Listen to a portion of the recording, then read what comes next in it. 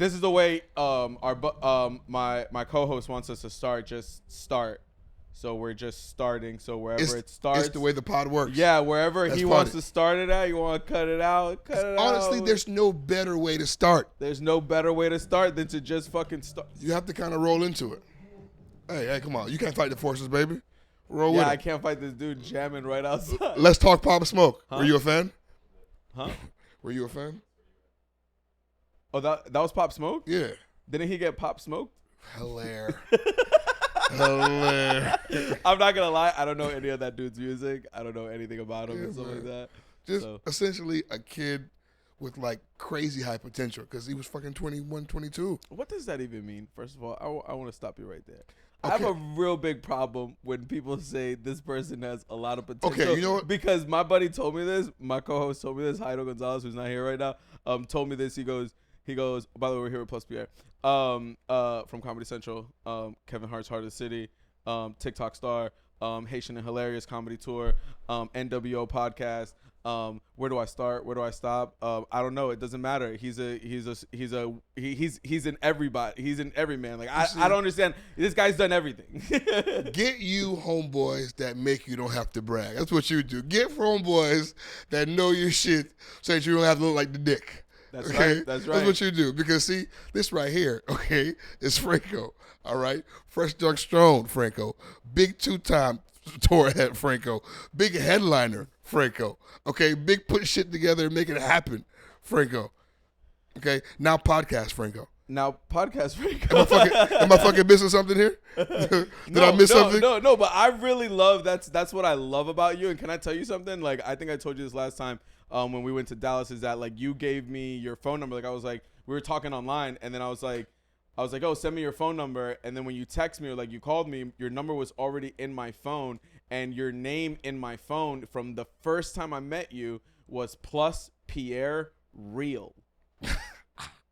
So since I know you, I was like, that no, but like to me, what that means is that you're a real motherfucker. Man, you know what I mean? So like that's what I mean by that is that so like to me, like I was like, oh, this guy's always been very genuine and stuff like that. You've always been very kind. You know what I mean? And obviously super fucking funny.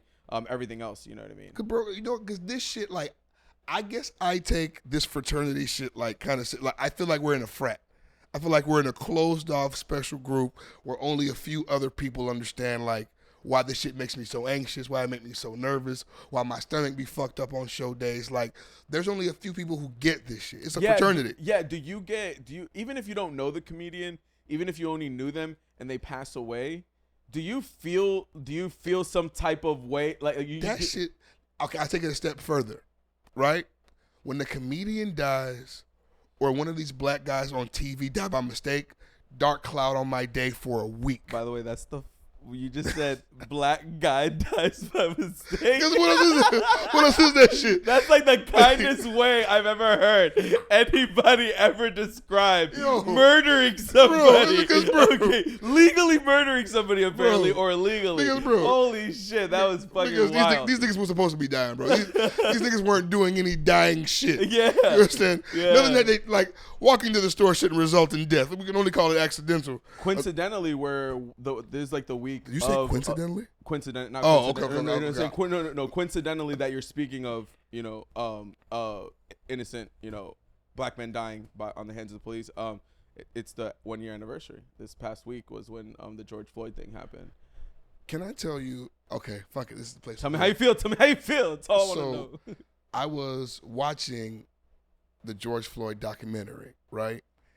Wait, what program? Because I love. I don't even remember. I walked in on somebody watching it, and I was like, they showing the nigga high school pictures, and it's like, this nigga was a nigga who got shot, right? And it's like they're trying to make a civil rights leader out of this nigga, and that's weird. The nigga's a victim, right? The nigga got shot. Now, like, there's a documentary. Like, what victims have documentary? Like, all the shit they give you is just not to give you the shit that you want, which is a motherfucker, like, held accountable. I don't need a new fucking hero. I don't need a new nigga that's, like, gonna be the fucking symbolism. I just need niggas white people in jail when they shoot niggas. That's what I need. I don't need any of this other shit. Also, don't shoot. them. Just How don't. about that? Yeah. How about let's just the whole part was like he would still be alive and we wouldn't be in this situation. Well, listen. I'm like, man, listen. I'm a realist, bro. Okay, to say that like power hungry weirdos are gonna stop abusing their power, that's crazy. That's crazy. This is America. Yeah. But that's what we're built on. Like literally power hungry shit. Power hungry shit. Yeah, literally that's what we're built on. And if you deny that, fucking just look at our history and stuff like that. Yeah, because before you and not like our founding fathers, but like even people that came after and stuff like that. Dude, America was built on the it always takes me back to like Deflategate, like Tom Brady, where it's like the rules work for us when they work for us, and when they don't work for us, we change them up. We change the rules. Change them up. Yeah. That's literally that's what it is to be wealthy in America. And be white. Just change the rules of the game. Like even with Bitcoin right now and the whole thing that's going on right now. Now that everybody's making a lot of money and a bunch of people just lost a bunch of money. Changing, man. Yeah, people lost a bunch of money, lost like 30 grand in like the value of Bitcoin, and now everybody's like, we definitely need to regulate. Let me tell you, the hood niggas that I know who got rich off of like investing in Bitcoin this year, just because when you close down sports, you close down the bookies. Now gambling addicts need a new addiction. And it's crypto. Yeah. So these bastards went from goddamn sports FanDuel to fucking Robinhood. Yeah. Because it's just hunches. Yeah. Right? Yeah. And if you can hunch the Patriots, you can hunch AMC. Dude, that's the thing that bothers me about like stocks is that it's all psychology. It's hunches, nigga. Yeah, it's all like I think this is what's going to happen, but nobody really knows. But then some people know. There are big whales that like take. And the thing is, what's so funny is that even in stocks, they like in gambling they call like people with a lot of money whales.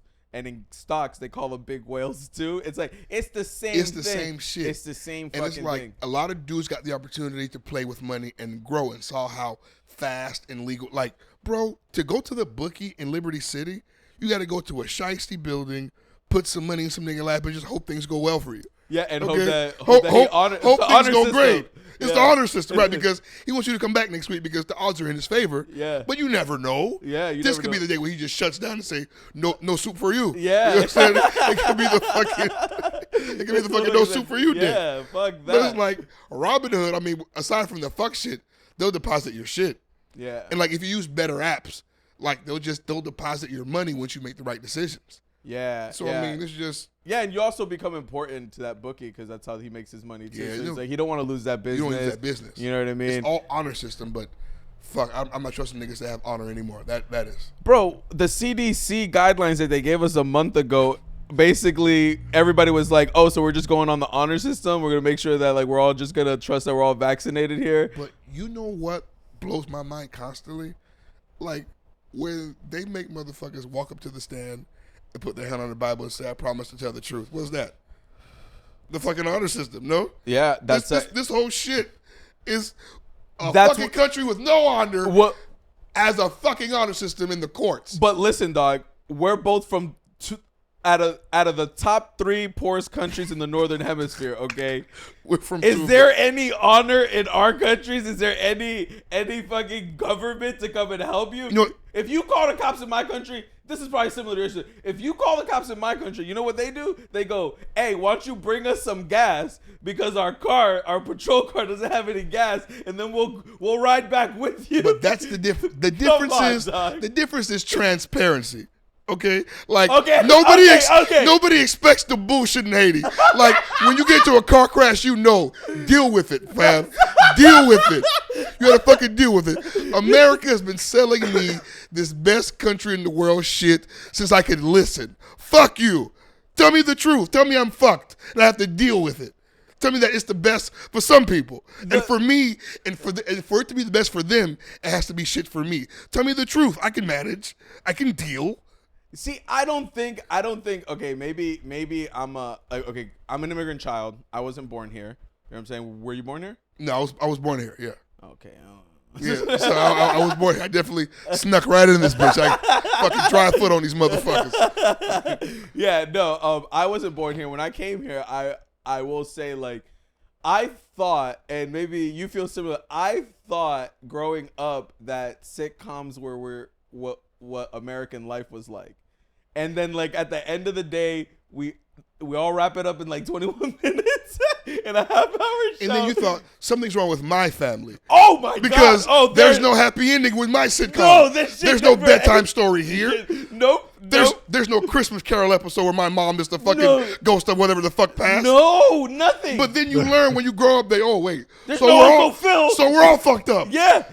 Why did I grow up feeling so fucked up all this time when we're all fucked up? I'm gonna tell you something right now. You know how much? What do you got, Blake? Hold on. I was just gonna say the whole episode is a cliffhanger. Like every day you wake up, you're like, today's the day. Season. Okay. Fucking dust just settling on our lives. Dog. That's funny as hell. What was I saying before? What the fuck was I saying before? Shit. I hate that. I can't. Life's a show, TV show. Oh, okay. So today I was watching like the Friends reunion episode because I grew up watching that show. I need to watch it. I will never watch it now. I won't rewatch Friends. I'm not going back. I'm not going back, but I saw every episode from beginning to end, so I watched the reunion episode. So you want closure? Yeah. And I'm not gonna lie, I'm an emotional guy. I was sad today, and I teared up. So anyway, what really got me, because I said this before, like growing up, I said that like I feel that I was raised because my dad was always working, and an alcoholic and cheating on my mom, and then my mom was always working and didn't really have time for us, and she was chasing my dad around. So I grew up in a situation where like TV and my older brother, whatever he watched is what we watched, and my brother, I've told the brother, so the oldest one controlled the TV because there was only one TV in our room, and we watched whatever he watched, and we would watch all these sitcoms like fucking, Family Matters, Fresh Prince, Full House, you know what I'm saying, like all the 90s sitcoms, you know what I'm saying, the ones, yeah, like the one, Boy Meets World, like all these things, right? Yeah. Baby, yeah. I grew up watching these, and like I had no idea that I was being raised by television. You know what I mean? Like I was literally being raised by television to the point where, like, to reaffirm that as an adult, I go to watch the Fresh Prince of Bel-Air reunion. And when they go to Uncle Phil, hey, I was not well. Bro, was it just me? I wasn't well. Look at me wrong. Now, I'm a rock. Right, but so it's like I showed different, but I had to pause and go do something else. Yeah, I wasn't gonna let them fucking do that to me. Oh, not in the middle of the fucking day, bro. It really like, and they have all the scenes where he's like fathering, fathering Will. You're just like, I never had that. I guess like that was nice. So I honestly felt like I was raised by television in the 90s and all these like father figures, and like, don't get me wrong, my dad was around. No, you don't have to justify. I know exactly what you mean. Yeah, you know what I mean? I was raised by television. Because at this point, like when I say that, like I was raised by rappers, that's kind of the same thing. Like I had to erase money over bitches out of my life because that's what Snoop and Lil Wayne were telling me since I was 6. You know what I mean? Interesting. So the way you were raised by like TV, raised by rap music. So it's like when you realize that some of this shit isn't real life. Snoop's married. Lil Wayne loves marriage. Like they're not putting money over bitches. That's it just sound cool on wax. Yeah, you know what I'm saying? You can't. So that's not Bob Saget's real life. It's just cool on TV. Yeah, that's so true. Side note: I watched a Family Matters reunion. The whole thing. Hold on, there's a Family Matters reunion? Yes. I loved Family Matters. It's on YouTube. The whole thing is so interesting because you can tell that everybody fucking hates Urkel. Oh shit. The whole shit, they fucking hate him because every story, it's about he's Urkeling that shit. And then you learn the history of the Family Matters. Is that he was only supposed to be there for one episode. He was a guest. Yeah. They had a thing going. And then he became the fucking show, bro. They fucking, like Laura, Eddie, Harriet, they fucking hate him. You know what? And they can't hide it. You know what they were supposed to be? The Cosbys. Of course. The Family Matters was supposed to be the Cosbys. Working class Cosbys. And then it became, a fucking circus. Stefan. He got a time machine. Could you imagine you being Carl Winslow, a thespian, and they bring a fucking transformation machine? Bro, I went to Juilliard, nigga. A transformation machine. A talented ass motherfucker, dude. You gotta feel crazy. That's gotta kill you. They were showing what everybody was doing before. Like Eddie was doing like They were coming up to be like, each of them were gonna be like their own star. Eddie was doing like old school strong slavery movies in the 80s as a kid. Fucking Laura was killing like the commercial game. Fucking like Carl just did what's the shit with Danny Glover and Mel Lethal Weapon. He just did his Lethal Weapon shit. And I think he was in Die Hard. He was a cop in Die Hard. That's what outside. I meant Die Hard. Die Hard, yeah. He was in Die Hard. And then Harriet was doing another show, which Family Matters is even a spinoff of. Because she was Harriet in that show too, and they gave her a spinoff because Carl did an appearance and they were putting it together. So they literally had a thing going that they organically grew and featured this kid just for a prom episode out of the fucking mall. Pull this fuck out of the mall. That's fucking wild, bro. That is wild. And I didn't know that he came from like they just found them They like one of those mall like agencies or whatever. It's on YouTube. Go watch it, and it's like you know we know people, so see how because like they sit him like it's like a U, and he's in the middle of the U, kind of sitting like this, and they're surrounding him, so they're just death staring him. Oh, that's gotta be brutal, the whole man. Time, they're That's just gotta death be staring brutal. him. You know he sells weed now. He has it's called Purple Urkel. He's like going around like promoting his like It was weed. funny as fuck. Because But why not? That's to me that's genius. Like you know what I'm saying? Like if you want to do that and that's your thing, like Mike Tyson, you know what I'm saying? He's into smoking weed and shit like that. Like go for it, bro. He must have made a bag because he was one of those niggas that vowed, I'm never going back. I'm never putting on these fucking suspenders. I've grown. Well, no, here's the thing. I think what happens with those people like that are known for like that one thing, like Kramer. Well, aside from what he did, but one of my favorite things is like when Chappelle does that joke. When Chappelle stole it from my brain. You Right? hear me? You hear me? Listen, Every time because I'm happy that happened to Kramer just so I could have heard and witnessed that joke on YouTube. Yeah, Let me tell you it's something. so great. So It's so good. great. And if like, all the jokes that he has in that set on that night, the joke about men rape. Yeah. Oh Yeah, my God. it's so fucking funny. Shit. And like he had just come back. What got like? Dog, I remember seeing that on YouTube and being like, "This is the comeback. Like, this is what the Netflix I'm not good special. enough. This is This what is it's it. This all is going to it." be about." And I got to watch him. On the comeback. When he just did the amphitheaters. Yeah. And they had just canceled like Rolling Loud, was it called? What was it? I don't know what the fuck it was called. It was called something. And they had just canceled like all the Oddball. And he basically toured after, like he booked a bunch of theaters, and I got to watch him like when I just started doing stand up 7 years ago, do the Fillmore. And I gotta tell you, man, like at the time I was like into stand up I think like 3 months. And I went to go watch him, and I got tickets and shit like that. And it was fucking probably one of the dopest experiences. And then to watch that one of those, what the hour that he was doing became the Austin special that he has on Netflix. And you get to see like the finished product. But bro, he did the Lil Wayne pussy juice joke. Dude, he did 3 different versions of that. Okay. And then at the end, he goes, I could do this all day. He goes, that's how good I am. I live for that shit. Good. I'm so good. You imagine how confident you are that you're like, I'm so good that I could give you the same punchline, watch, different joke, and you're still gonna laugh. That's how good I am. I love bro. watching a comedian like on the tour, working this shit out, and then watching this shit on TV and just seeing where it came. Like my only experience like that is when Bill Burr came down here and did the Fillmore.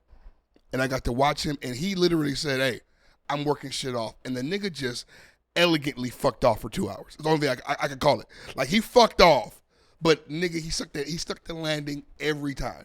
That's right. Like, could you imagine being at that level that there is a theater full of people, and you're going, fuck it. Fuck it. I'm gonna treat this like my open mic right now. But also, like, as a fan of Bill Burr, I would love to sit and watch you work out. Honestly, I could watch Chappelle work out for 5 hours.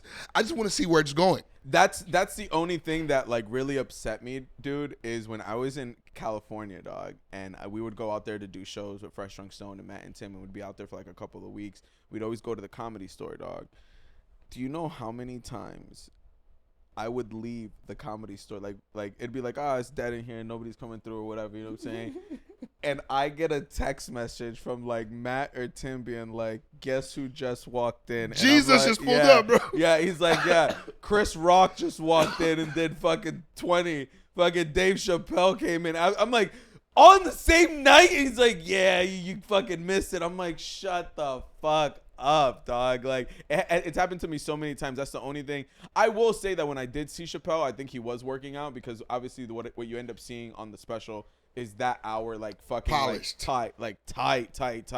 And but still, like, even you're so good that you're working out. Like, it's like watching like Mayweather like box in the gym with somebody. You still know that like he's in the gym, but he could fucking murder you, and he still's got it. You know how comedy is mostly confidence, right? And what I'm learning is, bro, the more that crowd knows you, fucks with you, likes you, you have more room because you're more confident, right? And it's like, because sometimes when I look at the jokes that Chappelle does, the time you have there is because of the career you've built. You understand what I'm saying? I think that's also that they know you. You know what I mean? They know your voice. They know what, like, they want to hear your point of view. Because that's what matters. Correct. That's what matters. Like, at this point, we're not buying into your comedy. We're not buying a special. You're not trying to win them over. We fuck with Dave. That's why we're here. If you were here selling chicken, we would be here buying chicken, listening to you talk. It's about Dave. But you know what the other side of that is? That I think you get to a point where you start to miss that because you're so famous. So like you go into places that like that's why people drop in. That's why they drop in on like other people's like sets or it's whatever. It's not like all needing to work out. It's just, bro, I need to surprise motherfucker. I need people who didn't pay to see me tonight. Yeah, and see how my jokes work there. And I think that's the other side of it. So I think always when you lean too hard towards like one thing and say like this is what it is, you know what I mean? There's that other side where it's like, well, now I missed that. You know what I'm saying? The grass isn't always greener. We're also like comedians, we're fucking egomaniacs, right? So it's like nobody wants to be able to think that I can't do the rooms that I used to be able to do. I don't want to do those shits. But don't tell me that I can't, bitch. Yeah. Okay? Don't tell me that I can't. Yeah. Don't tell me that I can't go and rock a room with 4 motherfuckers in there. I still can. I'll go. Don't make me. Yeah. Okay? I don't want to go do it, but bitch, I'll fail gracefully in this bitch. Don't make me go there and do it. Yeah, I always say I'll bomb with my pinky up, bro. I with a smile on my face. I don't give a fuck, man. With my pinky up on these motherfuckers gracefully. I don't you hear give me? a fuck, man. That's funny. Yeah, but what do you think about this? I heard Pete Holmes say this. He goes, I used to struggle a lot with ego when it came to comedy, you know, because in comedy you're not supposed to have ego amongst your friends. You know what I mean? Like, we're all comics, you know what I'm saying? We're all in the same thing. We're all little soldiers in this fucking war of fucking funny or whatever, you know what I mean? We all have common ground. But he said, I struggled with my ego, and the moment I realized that my ego and who I am off stage are 2 different people, and that my ego makes me money. So you better embrace. I was just about to come and say that's bullshit. I was about to come. I'm glad you wrapped it up that way because I was coming for that ass. No, because but that's what I mean is that he goes, the person that I am off stage, you know what I'm saying? The person you are at home, the plus Pierre at home. You don't need to be that guy there. Correct. But that's what I mean is that, like, but he goes, yeah. I like that guy. Like, that guy's cool is what he said. He's like, and they say usually you want to be that guy that you're off stage, on stage.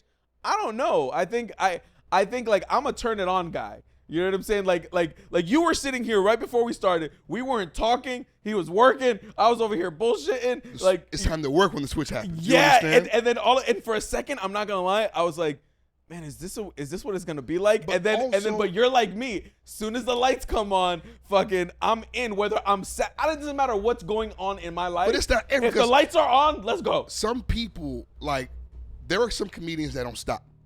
You understand what I'm saying? Like, there are some dudes, mic off, mic on, I can't shut up, you're going to get these bars.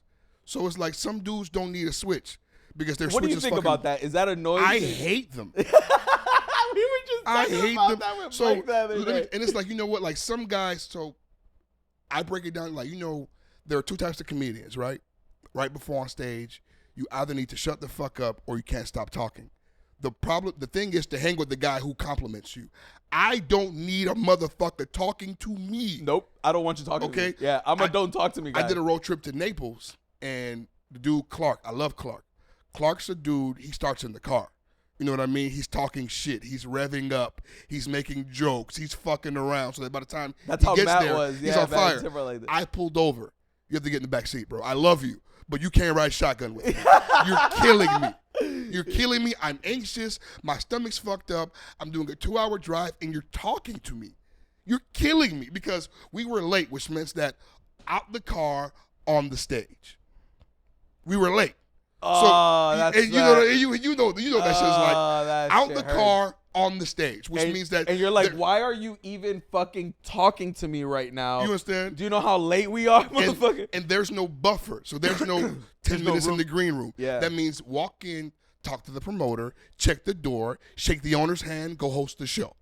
That order. Yeah, and order. And so you're in work mode, trying to be like, you're trying to get that time in the car. So I can't be a good friend right now. Yeah. And it's like, comedians understand because they know it's two kinds of guys. So he went back there and found another guy who couldn't stop fucking talking. And they did it to each other all the way there. It worked. You know, it's funny with Matt and Tim, because I would always, I would usually go last on the lineup. And like Matt and Tim would be like, they just got off stage. And you know, when you get off stage, you're finally where you need to be. Get away from me. Yeah. Well, like, do you chat after or no? Or you're like a get away from me guy? When I'm done, I want to hug, talk, chat. Did you guys see that? Yeah. Exactly. But I know not to go around dudes who haven't gone on stage yet because I don't want to do that to them. Okay. So like what they used to call they used to call it like my B rabbit mode. He goes, the moment I put on my headphones on, you know what I'm saying? Like the moment because when I get to the club, I like Matt and Tim are chilling. I'm working. I'm talking to the box office. I'm talking to the manager. How are we seating? This is the numbers that we have, blah, blah, blah. If you guys have any questions, what's going on? Do we need 10 more minutes at the door? I'd rather have people seated, blah, blah, blah. And like I'm talking to people because I go last. So I said to the guys, I was like, listen, I go last. Y'all chill. Fair. That's more than y'all fair. Chill. More than so fair. While I'm on stage, they have to work and do like the merch and all that shit. So I'm like, listen, I'm gonna work all the way up until you guys have to go on stage. That's a great system. So then when Tim is on stage or Matt's on stage and I'm about to go up, those last 20-30 minutes, that's my time. Like that's my time, and I put my headphones on. And Matt and Tim know, like for instance, like Matt will get off stage and somebody will be the host and will be in the green room or whatever, and they'll just start chatting. And you know what I'm saying? And Matt, they just understood after a while. They just knew that the moment I had my headphones on, we have to leave the green room. Please. Yeah, just leave so I can jump up and down and fucking dance or whatever the fuck, like to get into the zone, listen to my music, and then fucking, and I remember like it used to be like 2 or 3 minutes. I would wait 2 or 3 minutes before I knew I had to go on. I'd look at my watch and I'd be like, all right, headphones off, side stage, drink in hand, blah, blah, ready. Blah. Yeah. Waiting for my name. Ready, serious, anxious, whatever the situation is. I've done sketch shows with like 18 comedians, right? And that sounds awful. You fucking another day, okay? But the most no, awful in the sense of that like responsibility, the coordination alone, just to get us, the three of us here, boys. You know what I'm saying? So you know, 18 motherfuckers that love each other and are funny as fuck. It's one of them shits. Yeah, but it's a vibe. It's fun. But 15 minutes before we go on stage, you have 12 pacing motherfuckers, and it's beautiful because you get to see people divide themselves into their process. And it's like when it's 3 comics, it's harder to see. When it's 18 and you have the talkers, the pacers, and the weirdos. Yeah, that's so funny. It's so everyone has their own process. And it's like it makes me feel I'm not insane. We all have a thing. Yeah, I have to explain to people that it's like, or like Matt and Tim used to explain to people that like, yo, he's not being a dick.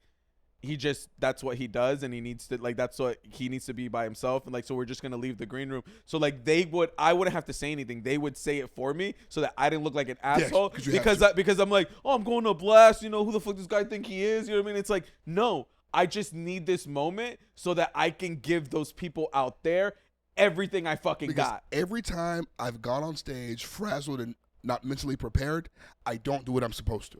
Yeah. Oh, I don't yeah. do what 100%. If I don't get that time, I don't do what I'm supposed to. Have you ever had a woman try to turn one of your shows into a date?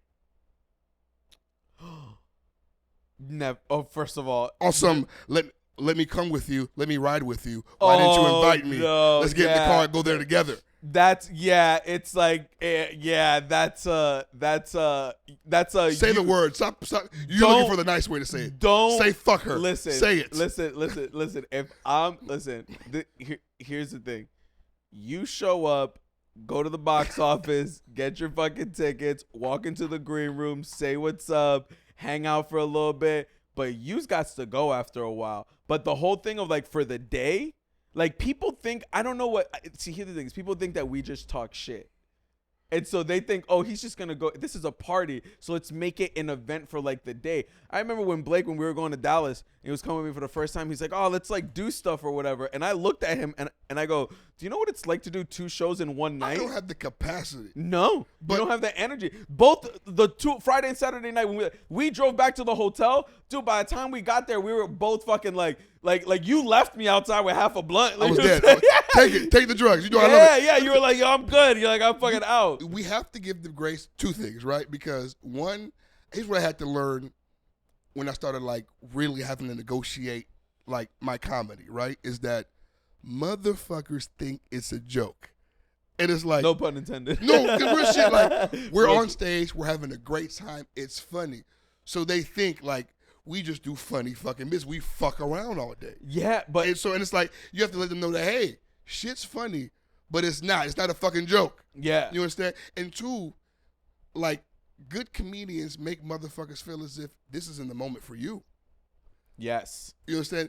I did this. I woke up and I did this show for you today, right now. Yeah. So part of them for feeling like all you got to do is go up there and do it, that's the game.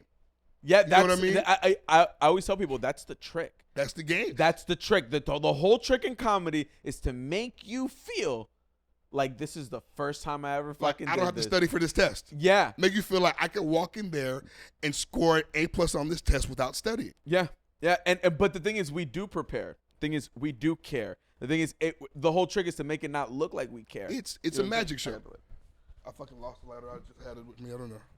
I got one. Yeah. So yeah, dude, it's so interesting, man, as far as when it comes to how to conduct yourself in like this world and stuff like that, because it's a fine balance of like as far as like how you operate and stuff like that, from being an egotistical person thinking that you're the funniest person ever, also being really nice, being really kind, you know what I'm saying, working really hard, but then also making it look fucking easy. You know what I'm saying? Like, that's our whole thing. Our whole thing is this balancing act of like, hey, like we're making it look like this is fun, but like if you look at the hard work that it took to get to this, we talked about this fucking months ago, and you even said right now, like, damn, like, look, you guys did it. You did. Like, we were walking to the taco shop talking about, man, we need to do a pod because we have shit to say. Yeah. And it's like, the stage isn't enough. And I was like, you motherfuckers are a podcast. You're a walking pod. Yeah. And he was like, you know what? And Blake was like, watch, I'm going to do this shit. And you know, we were talking about it earlier. This is a city full of ideas. Yeah. Motherfuckers say shit all the time. But lo and behold, this is a fucking podcast, guys. Yeah. Okay? And that's the thing. If I can take, and I was telling somebody this last night, that she was telling me that I don't know how to navigate this world, like you know, like how do you, like, do I send my reel to like a booker and stuff like that, and like all this stuff, and I explained to her, like I was like I was where you were at 2 years into stand-up comedy, thinking of how do I get to the place that person's at, and then you get there and you go, wait, this was an idea in a fucking kitchen where Matt was talking shit and said, look at us, we're fresh, drunk, and stoned. And I wrote it down, and the next day I brought him the logo, fucking drawn with highlighters and fucking shit. And I was like, look. And then he walked around the house with this piece of paper going, I think we can do this. I think we can do this. And that's how I got to where we were at. And then everything else, like they say, like one of the best things I've ever heard is like preparation plus hard work equals success. You know what I'm saying? You're preparing for that moment so that when your number is called, you're fucking ready. You know what I mean? Like, you were ready for the moment when Kevin Hart, Heart of the City came. And you know what's so funny? I'll tell you something really interesting. When I met you, I just got into stand-up comedy. You'd been doing stand-up for a little bit, but you had transitioned into, you were explaining to me that you transitioned into improv. Yeah. and you started doing improv with the Sick Puppies. Yeah. And not knowing what you were like as a stand-up comedian before that, I saw what I didn't have as a comedian in you, and I saw how improv elevated your stand-up. Hell yeah. Because you were free on stage. Like you had something at that time that I hadn't seen in anybody like doing stand-up locally. Like that, like you had this freedom on stage, and like you were loud, you were boisterous, you were commanding the stage, and I learned a lot from I remember from watching you. And that's why like we ended up talking after, and like I got your number and we ended up bullshitting. You probably don't remember, but you're probably just like whatever. But to me at that moment, like I was like, oh, this dude like he really cares about the craft. And I think and we used to say this with Matt and Tim, is that like the reason we're friends is because, and we'd been friends since open micing, since before we started touring, was because people that care about this craft gravitate towards each other. You know what I mean? Like people that love this shit and really like the people that don't give a fuck and that are kind of just in it for like the hang or whatever, and that's fine. I don't knock that, bro. If you do stand-up comedy as a hobby, to be a friend, to have friends and have a social life, do it. I don't knock it. You know what I mean? Yeah. Some people are like, well, he's just taking up a spot for somebody that really wants to do it. Well, if you really want to do it, fucking stay till the end of the show and get the fuck up. I hate that way of thinking so much, bro. If it's your spot, no one can take it from you, bitch. I hate it so much. We all can't be on the same stage at the same time. Shut the fuck up. Come on. It's not this scarcity thing where it's like someone's taking something from you. Go out there, and the whole point about this is that if there's any proof, like I was telling this girl yesterday, if there's any proof of concept, is what I've done. I was a drug addict. I did it. You know what I'm saying? I'm a fucking half-ass idiot fucking drug addict. I was like, I did it. You know what I'm saying? So as you sit in front of me and wondering like, how do I get there? How do I get to where I can say I'm going to the Tempe Improv and the Spokane Comedy Club and Tacoma Comedy Club June 10th, 11th, 12th, and 13th with plus Pierre? How do I get to do that? Blake Woodrow, we're going to be there. Anyways, how do you get to do that? You have to understand that nobody's coming to fucking save you. I think when that clicked for me, when I realized that Eddie Murphy's car wasn't going to break down in front of my house, and when I realized that, no, because I swear. You dreamt that. A part of you at one point was if Cat Williams' car just, like, what if his limo breaks down? And can I use your phone? On Broadway at 595. Bro, it don't exist. It doesn't. Okay? And you know what's funny? I realized that early on, too, is that I said this to myself. I said, like, even before we started Fresh Drunk Stones, like, I'm not going to wait for somebody to sit around and tell me that I'm great. It's unrealistic. People only want to help you when you're already doing shit, because then they can get something out of it. You know what Chris Rock said? Chris Rock said, he said, one of the things that I love that he says is a little anecdote. He goes, if your car breaks down and you pull over on the side of the road and you just stick your thumb out and you go, hey, somebody come help me, you're going to realize that nobody's going to help you. But if you start pushing your car, people will get out of their car and fucking help you out. So if you can help yourself, do it. It's going to help. If you can help yourself to help other people or whatever, like other people will see that you're helping yourself, and then people that are in a better position than you may be like, yo, I see this kid's doing it. He like reminds I've been me there. of something. Yeah, he's been there. But you know what I'm saying? have to do, because bro, like when you stop, because the people with the good shows and the opportunities, they have friends. They don't want you.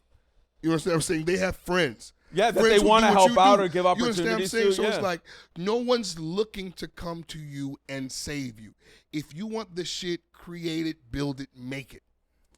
Exactly. Create it, build it, make it. And one thing I will say there is, if here's the thing is that there's people out there that's probably like, well, I built it, I created it, and nothing happened. I've been doing this podcast for 2 years and nothing happened, and it doesn't suck. No, I'm saying it does suck or whatever. No, the reason it's not working well is because it's the same reason you ever meet those people in stand-up that have been doing it. You meet them and you're like, how long you been doing it? And you're like, Jesus, like, you know what I'm saying? Like you're shocked that they've been doing it that long because they're not that good. You know what I mean? Or they're probably doing it more than you and you're better than them. And it kind of blows your mind that it's like, why haven't you figured it out? You know what I'm saying? And granted, everyone's journey is different. You know what I'm saying? This shit is a weird, lock. It's a weird lock. The person that's in front of you right now might be behind you in 2 years. The person that's in front of you, or the person that you're behind right now, you're gonna be in front of in fucking 3 years. Which is why you be kind, guys. You gotta be kind, man.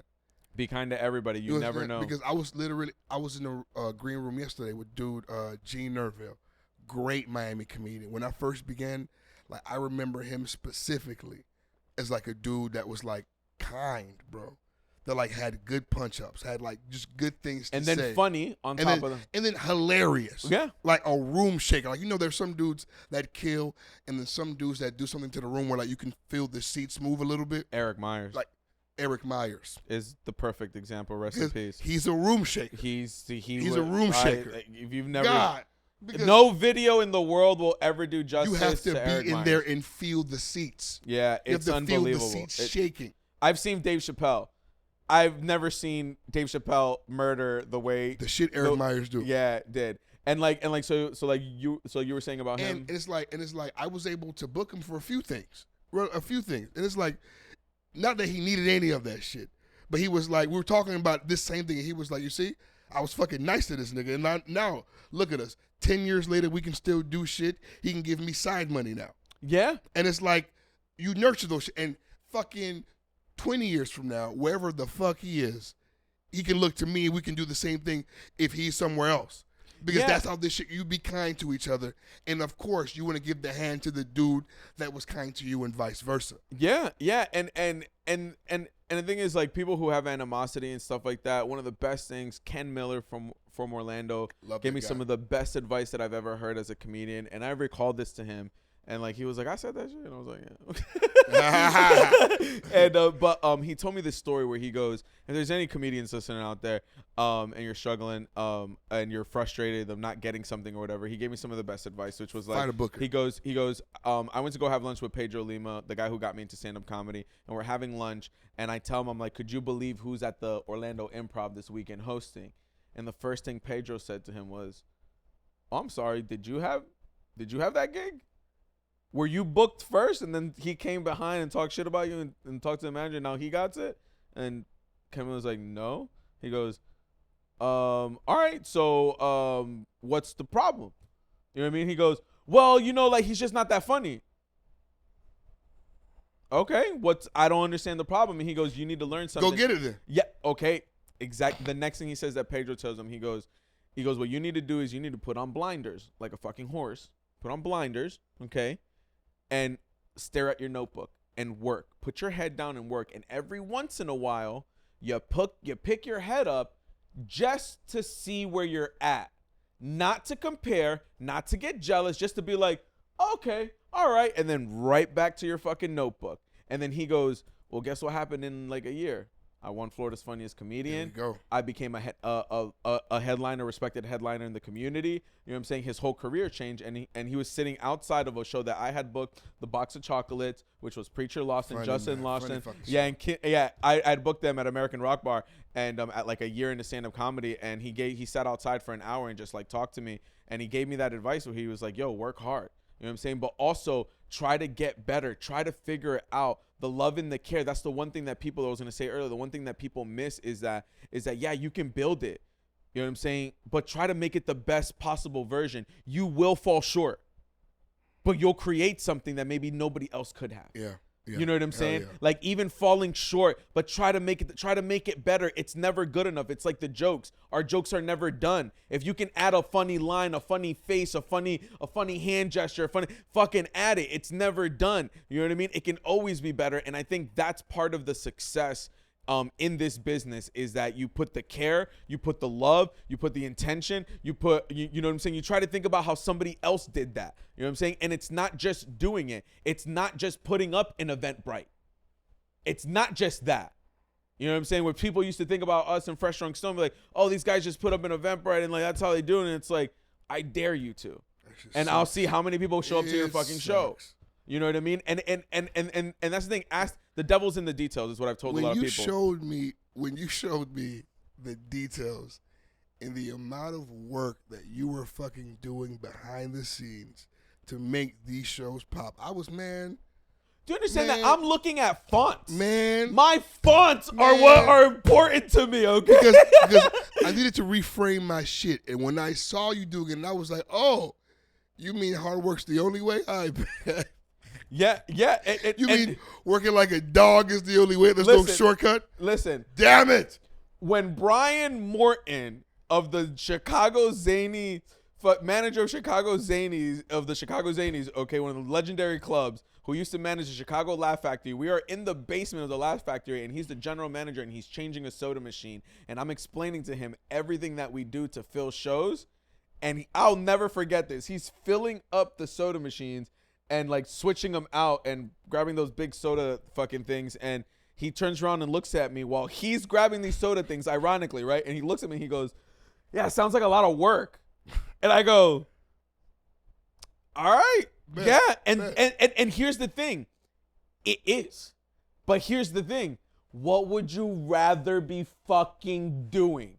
Working for somebody else or working for yourself in something that you love? Waiting to be booked. Waiting to be called. I got to Chicago and I asked Azar Usman, who's friends with Dave Chappelle, on my patio. We're smoking cigarettes. He's a tall Muslim dude. I asked him a question. I was like, a stupid question. I said, I just got to Chicago and I met him, and he goes, I asked him, "Hey, I have a weird question to ask you. How do you monetize comedy?" He laughed in my face and he goes, "That's a really funny way of saying that you want to make money in this." And he goes, "What do you want?" He goes, "You want to get booked? Send an email. What do you want to do?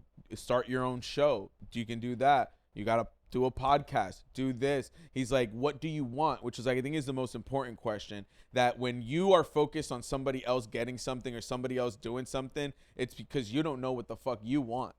You know what I mean? Because if you know what you want, you're not looking at anybody else. You're not looking at anybody else and going, "Oh my God, like, you know, they're doing the thing that I want." No. You're like, "Nah, that's not what I want to do." You know, it's very simple. I think it's very, very simple. And yeah, look up to see where you are. Put your fucking head back down. I think it's the best way to explain that shit. Best advice ever. Best advice ever. And obviously, like, make the effort, put the love and the care into it. You know what I'm saying? Like, look what other people are doing. You know what I'm saying? I've always said this when it comes to business. You know, like, you asked me one day, like, when we were in Dallas. You asked me. You're like, "I'm glad you brought me here." I remember we were in the car and you're like, you picked my brain. And you were like, and I explained to you how these people work and how the clubs work and all this stuff and like how to get into it. And what did we talk about after your Haitian and Hilarious shows that you sold out here at the Miami and West Palm Beach Improv? What'd you say to me? You're like, "Bro, they fuck with me now. They fuck with me now." It's like, and what'd you say? It's like, I'm speaking their language. It's a shift in philosophy. You understand? Because like the same shit that Ken Miller did, I'm like, bro, we're funny. You know what I mean? Like, we should be able to do some of these things. That's correct. And it's like, everybody's funny. Well, right? At this level, everybody's funny. No, that's the one thing I learned from my point of view, when I was just an open micer and like doing it a little bit, and then Franco moved to Chicago. Like, my point of view of everything happening was that every time I would hear you guys come back, you would talk about, you know, I was spending time with this person, I was spending time with this person, like these amazing people. And it's like, oh, there's like 100 people that are funny. There's 100 fucking people that are funny, but what's gonna, like, there was 100 people that weren't funny, and then there was one that ended up being, but now there's 100 people, like, after 10 years, eventually everyone's gonna be goddamn funny. But what do you do? What's the next level beyond that? My 2 years in New York doing like the Brooklyn scene, and then doing Harlem, and then like going down to the Bronx, and then doing these Manhattan rooms, bro, the weirdos, the hood niggas, the Spanish girls, the lesbians, the gay niggas, the trans niggas, the down Hispanic ass Bronx niggas. By the way, I love that you just said the trans N-words. Because, you called them all N-words. Hey, just so I can keep it clean. Yeah. Keep it clean. Yeah, no, I just love no that. favoritism. Like, the way you went down the line, I was like, is he gonna transition? He's like, nope, never did. He's trans like, niggas. Yeah. Yo, everybody is fucking hilarious. Yeah, that's when we got to Chicago. Same thing happened. We get to Chicago because this is what happens, is that the person that was funny in their small town, the funniest person in the middle of fucking Kansas, they came here. They're all funny. Because, can I tell you the truth? No asshole shit. 5 years in, I would leave Miami rooms feeling like a titan. Yeah. You hear me? Like a god. A titan. Yeah. 8 niggas perform, and it is me tonight. I am a titan. Ah. No matter where you're on the lineup, Hey, put me they wherever. remember you. I don't care who's Yeah. on the show. I can do it. Let me pull up. But that's when you know you gotta leave. And then I left, and then you had a reality check. My jokes You are like good. questioned if you really wanted to do this. Should I be doing this? Yo, My first year in Chicago. am I good for real? Bro, my first 6 months in Chicago, bitch, I didn't hear a laugh until I got back to listen, until I got back to Florida. We went on tour. Bro, I was in Chicago for 7 months. We were about to go on tour, and I was terrified because I was like, am I even funny? Yo, that shit scared you. Wait, y'all laughing? But then you come back home, and then like we came back home, and we were like, oh wait, all that bullshit we just went through for 7 months, bro. You were levels above, yeah, levels above. Not to diss anybody in the local scene or whatever, but like it breeds. I don't. It just breeds. No, I explain it. I mean, there's like a lot of different things. One of them, time though, too. Like, you think about an open mic. Let's say on average, you're getting like, let's say 5 minutes a week. You get 30 to 35 minutes better at the end of the week. You do 30 to 35 minutes in one show. That's the first show. Then you got the second show. So you just had a whole week of comedy in one show, and you just had 2 shows in one night. You had 2 weeks of comedy in one night. So then when you go back, even if you went back after one weekend, you're now 5 weeks better than the people that were just in that scene when you know what's left. so funny? That is a really great way to explain. Like, I would tell Matt and Tim this, like, dude, we would come off the road and we wouldn't even go to open mics after a while because we just knew that, like, first of all, we were exhausted, but you just knew that it was like, all right, like, my jokes work. I've been on the road. And then you go out and stuff like that and you realize that you're like, oh shit, like I'm like, you see the growth. You feel the growth. Like when you go out for like, and you do a week of shows or whatever, like you feel it and it's exponential, especially when you come from just open micing to that type of growth. You know what I'm saying? Yeah. Like in New York, I've never experienced the like 5 sets in one night. I don't know, or like 3 sets. I've done 3 sets. The in one most night. I've done is like 3 or 4, and it's like not all of them were great. At this point, I was just doing them just to be able to kind of, do it. Yeah, do the New York thing. Do the New York thing. I want to hop on the train, do Queens, hop on the train, listen to your Brooklyn, shit, listen whatever. to my shit, get into a vibe and adjust. Because I saw Forrest do it in that one video that one time, and I was like, I got to do that shit too. But I mean, it is definitely good. Like in my short time there, I developed like jokes that I'm proud of. Yeah, jokes that I'm proud of in that. But short time. but do you feel that you would have done that here? No, right? Like I don't think so. Yeah, and that's what I mean is that there's something to be said about being around people that are better than you. Sharks. Yeah. Like for instance, like this is what Matt used to say when we got to Chicago. He goes, Franco, because he had already been there for 3 months. He goes, out here, 30 people sign up for an open mic, 20 of them are funny. Okay? 30 people sign up at the Funky Boot on a Wednesday in Florida, 5 of them are funny. Okay? He goes, it's a whole different ball game over here. Literally, you don't feel funny. Like I swear to God, Chicago made me feel not funny, but it made you a better comic. Like it taught you so much about like being in different rooms around different people. And these kids, man, I'm gonna tell you something, man. These kids fucking right. These kids in these cities, they the game fucking right. Like I'm talking about like perfected jokes like out the gate. Fucking, I just like these kids are very talented. I used to play like it's kind of like a little anecdote about it though. It's like I used to play ping pong in high school. Like we had just like a ping pong table, and we played in this one period, and I like played for a little while, and then I got as good as the best person that I was playing against. Then all of a sudden, this kid that plays tennis comes in, he starts playing ping pong, and he just destroys everybody. But then you give it a month, everybody's now as good as him.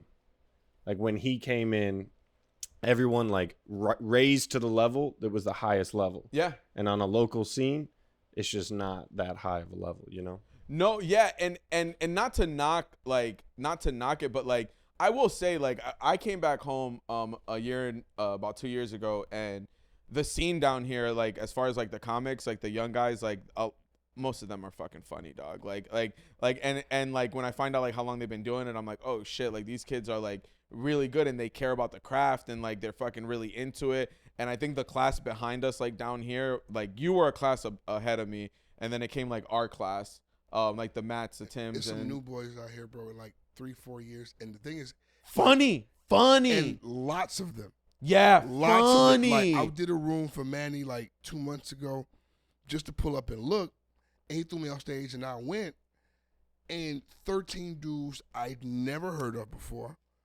but good. You understand? Like, holding the room down is like, because Wynwood has so much free shit going on, whenever you can keep people from walking in and walking out of your shit, you're rocking. Yeah. You know, Wynwood was one of them shits where they'll walk in and walk out like they treat you like a fucking museum exhibit. Yeah. So they walk in, sit, all right, I've had enough of this shit, and walk the fuck out. Yeah. And it's like, these boys are doing the fucking work. Like, but also, like, there are people like Manny where we didn't have that before. Like, Manny who like cares about having a bunch of rooms and maintaining integrity of those rooms and a system for those rooms and being nice to everybody so that they know they can come here and grow. Like, all that shit's important to development. Yeah. Yeah. And nurturing and stuff like that. That's the one thing that I will say about the scene here is that I do wish that the clubs and the managers were more involved in like the local scene and they kind of knew what was going on and stuff like that. Granted, they have a whole fucking business to run. Not that I understand how they can't possibly be. Yeah, and it used to be that there was like a liaison and stuff like that that used to like check everything out on behalf of like the owners and stuff like that.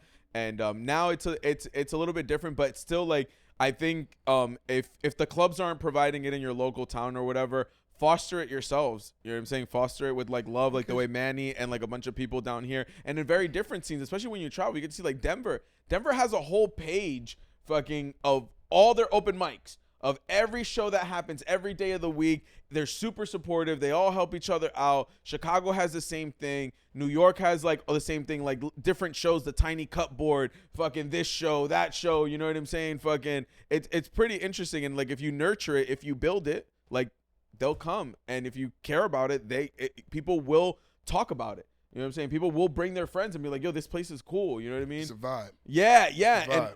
And like if you can't, like I said, if you can't sit here and I just don't like people that blame. Like, I feel like we're the type of person that's like, instead of blaming people and being like, why something isn't happening, let us make it happen. You know what I'm saying? Man, and like you told me something. I played that game long enough.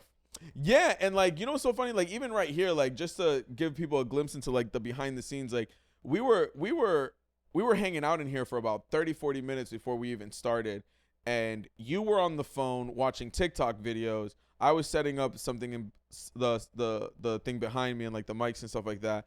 And you got on the phone with a friend of yours, and I only heard your side of the conversation, but the conversation went something to the effect of, I just saw that clip. Damn, somebody already did like the best version of that video or blah, blah, blah. And what I got from the context I got out of that was like, and then you said to the guy, you're like, yo, I see you posted that thing 7 hours ago and you're getting into reels. And when people sit there and they go, oh, like, how do you get there?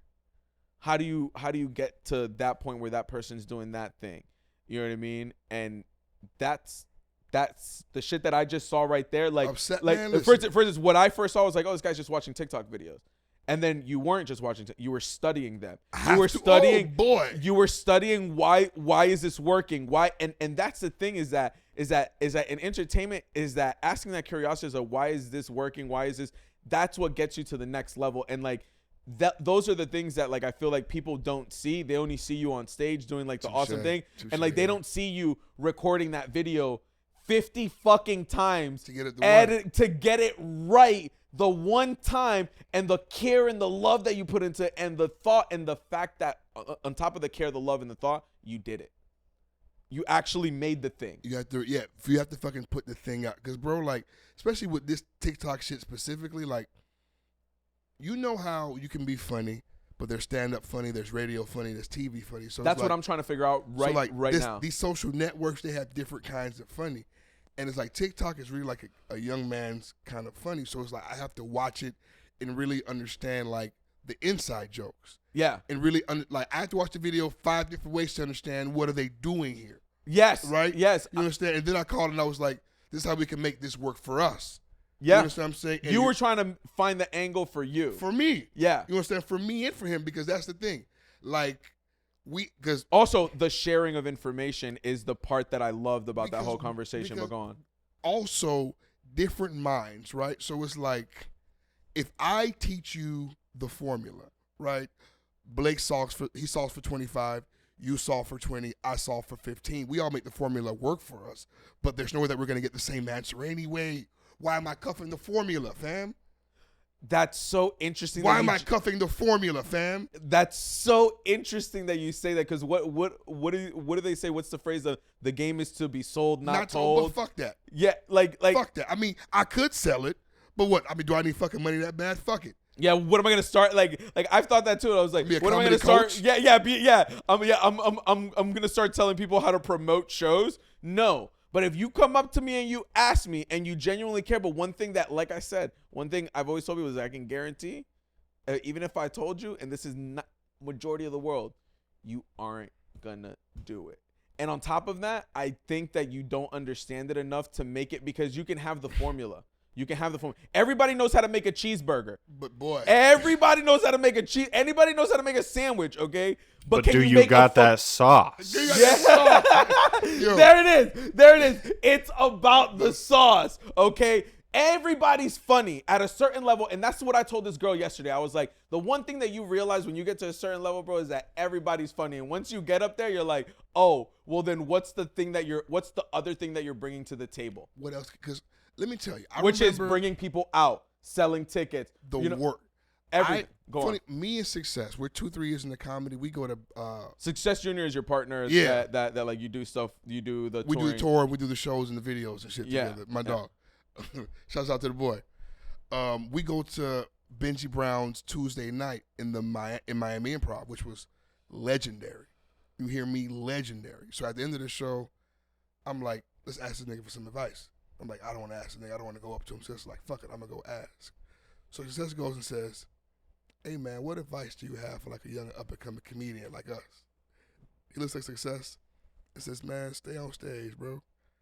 So Success comes back and says, he said what to you? Hey, fuck that guy, bro. That's advice? That's what you give to two young Miami comedians like you? Fuck that guy. Fast forward 5 years. Okay, wait. Yeah. I have to ask you, what did you? What was I looking for? What, I have no idea. Yeah. I have no, you don't like the answer. You just hate the answer. I don't know what I was looking for, but it wasn't that. It wasn't that. That's not the yo, trick. Fast forward 5 years or so. 5 years maybe, right? We're doing better. How old in comedy are you then? So maybe from 3 years to maybe about 8 years, okay. Right?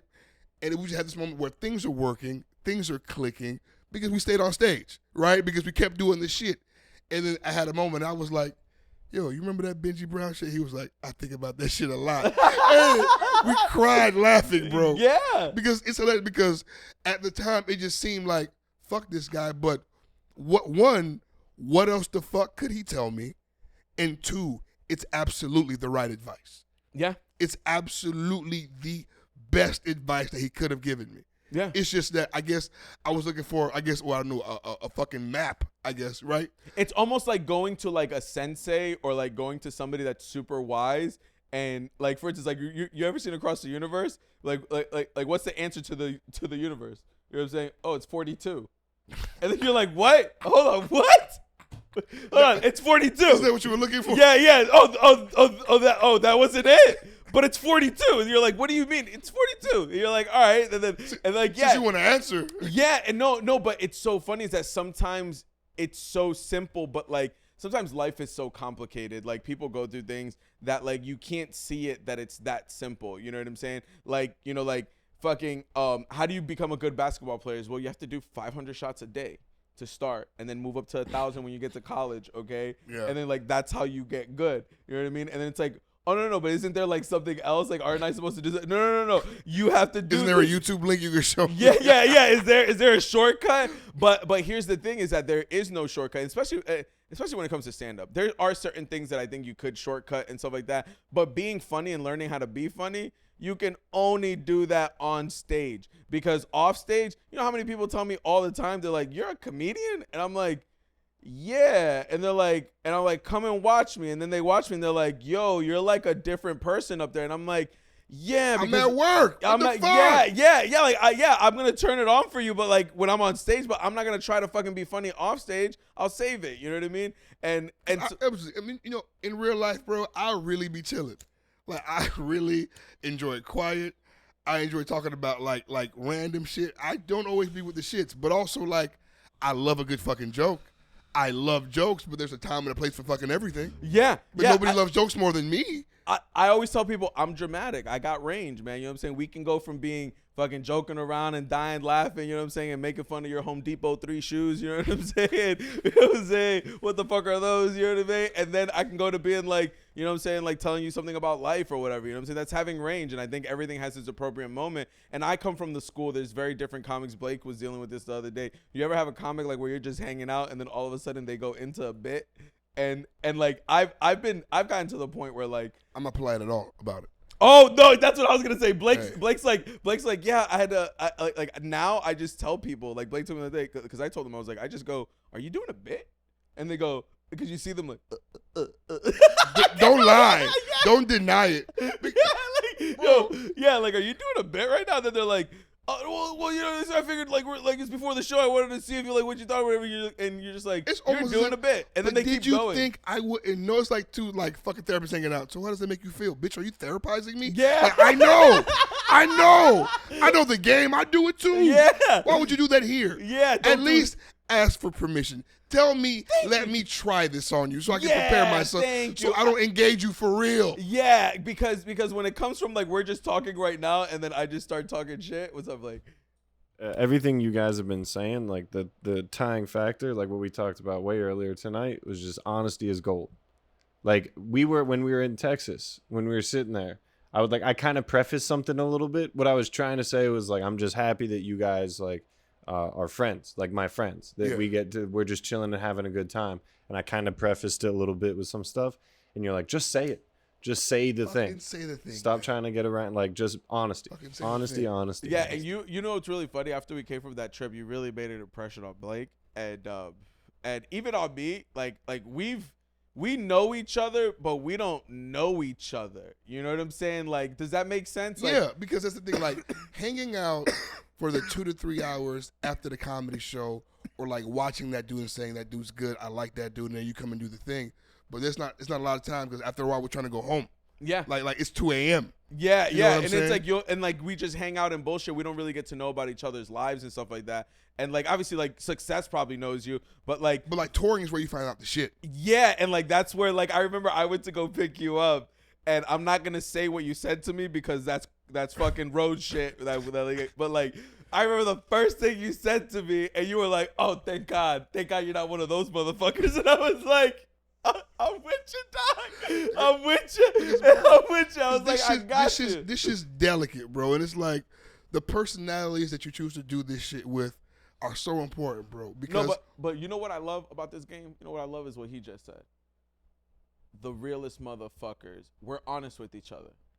That's the one thing that like the reason this is probably the most that we've gotten to know each other and like hang out like personally, aside from like being on the road and stuff like that and driving back. But even then, like I remember like you were half asleep at one point at like 2 a.m, and then like I will abandon you in the car. Yeah. And so like, but like this is the time that we got to hang out and getting to know somebody, you know, like in this way is very different. But what I've always loved is that the connection, I believe, is the honesty that we have with each other. You know what I'm saying? And if there's any young comics out there that like, you know, are listening and stuff like that get their feelings hurt, you know, when another comic is like, yo, like, hey, why, like, you know, like I come from the school of like, I'm going to shit on your outfit.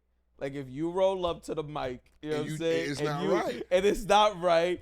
I'm going to say something. And it's because I love you. You know what I'm saying? If I didn't say something, it's because I don't fucking even want to think about you or like have you in my fucking vision. You know One of my favorite jokes of all time, bro. I was doing the show for Fassel, bro. Shouts out Fassel. The nigga brought me on stage. He had like some weird glasses.